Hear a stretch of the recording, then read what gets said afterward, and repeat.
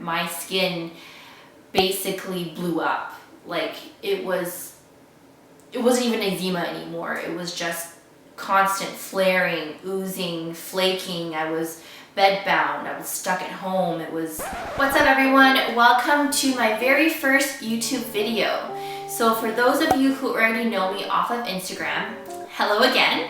And for those of you who don't, my name is Julia. I am a registered dietitian and an eczema coach based out of Vancouver, Canada. So I wanted to create this video to share with everyone my personal skin journey and how I recovered from eczema and the serious side effects of topical steroids, which were used to treat my eczema at the time. Be sure to watch the video until the very end because I'm going to tell you guys 3 things that I believe helped me recover from eczema and topical steroid withdrawal. And so for those of you who have eczema, this would be a very, very valuable video for you. I was born with eczema since I was a baby. And growing up, I was prescribed a lot of steroids in order to keep my eczema symptoms at bay. So I started using steroids when I was around the age of 15 during my high school years. And I pretty much used steroids for about 10 years up until I was 23. I used steroids mostly in the areas that were commonly affected by eczema. So in the creases of my arms, behind my knees.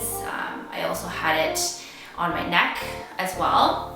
And for the most part, the steroids really helped. It kept my eczema under control. The only trouble that I had was that I had to carry a steroid wherever I went. But at that time, I felt that I was going to have to live with eczema forever, and I knew nothing about healing eczema through diet and making lifestyle changes.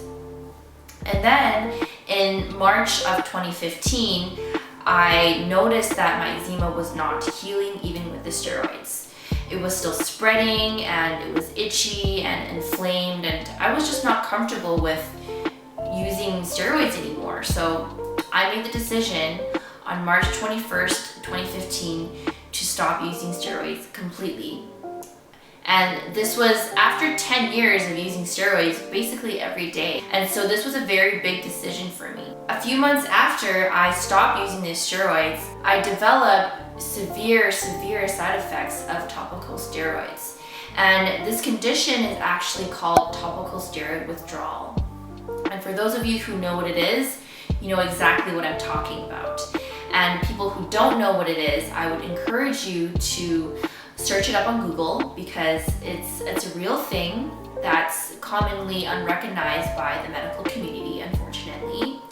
But anyway, I went through very severe side effects of topical steroids where my skin basically blew up. Like it wasn't even eczema anymore. It was just constant flaring, oozing, flaking. I was bedbound. I was stuck at home. It was a very, very traumatic few years, I would say, going through that experience of being off steroids because my body was just so used to being on steroids that when I went off of it, it kind of lost control. So anyways, I don't want to go too deep into this topic because I could talk for years, and I will be making a separate video on what topical steroid withdrawal is. But for the purpose of this video, I'm just going to share with you guys some of my pictures of when my skin was very bad, and you guys will be able to see a huge difference. Again, be sure to keep watching the video until after I show you the pictures because I'm going to tell you the exact things I did to clear my eczema, which will help you as well.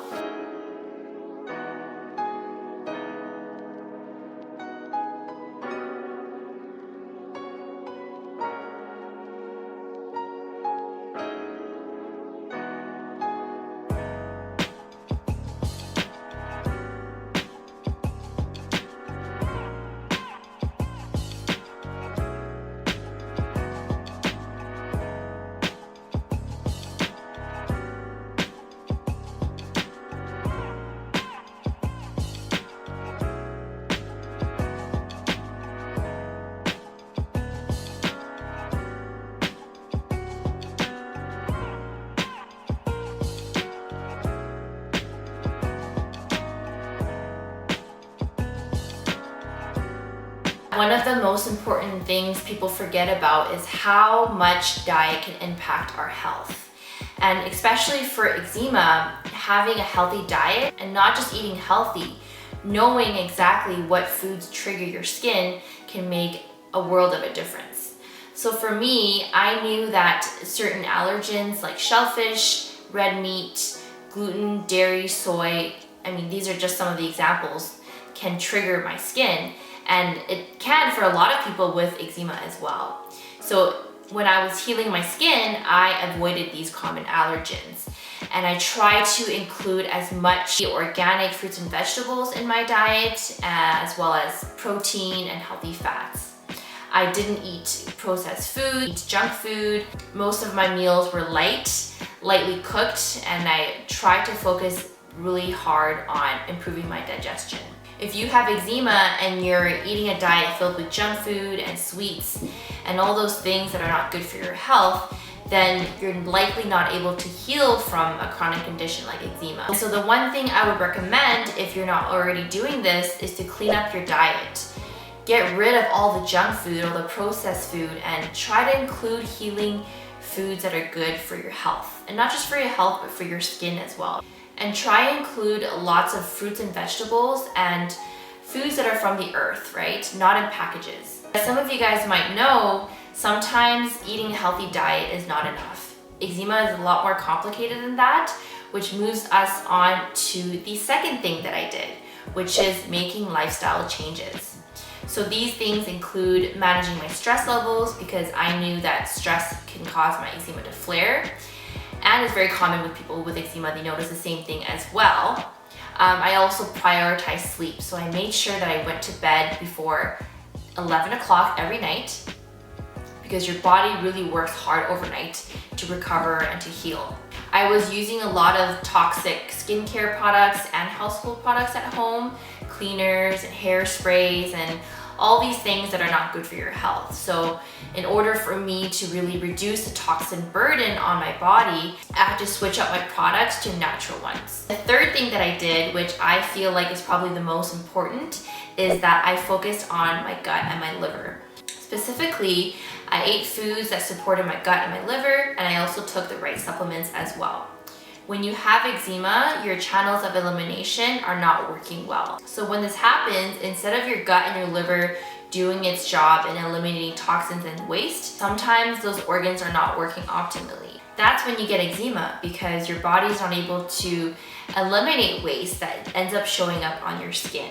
So when I saw healing is when I started to focus on supporting those two important organs.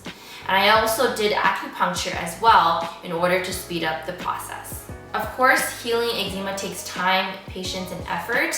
This didn't happen overnight. I worked very hard to get where I am today, but I don't want you guys to feel discouraged.